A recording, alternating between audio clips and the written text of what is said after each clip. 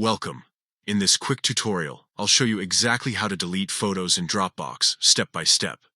This works with the latest version of the Dropbox mobile app, so whether you're cleaning up space or organizing your files, you'll be done in just a few minutes. First, open the Dropbox app on your phone or tablet. If you're not already signed in, go ahead and enter your account details to access your cloud storage. Once you're logged in, you'll land on the home screen where you can see your recent files and folders. Next, navigate to your photos. You can either tap on the Photos tab located at the bottom of the screen or head to the specific folder where your images are stored. Dropbox organizes your files just like a regular folder system, so it's easy to find exactly what you want to delete. Now, it's time to select the photos. Tap on the Select option at the top right if it appears, or simply long press on one photo until checkboxes show up beside each image.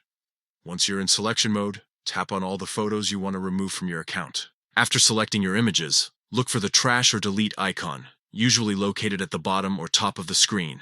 Tap it once, and Dropbox will ask you to confirm. To finalize, tap Delete. Your selected photos will now be removed from your main Dropbox storage. It's important to note that deleted files are moved to your Dropbox Deleted Files section, not permanently erased right away. If you need extra space or want to completely clear them out, visit that section later and permanently delete them from there. And that's it.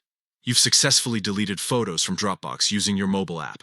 Keeping your cloud storage clean helps you stay organized and ensures you have room for new projects, photos, and important files.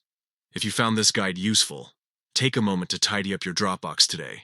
You'll be amazed how much easier it feels to manage your files once clutter is gone.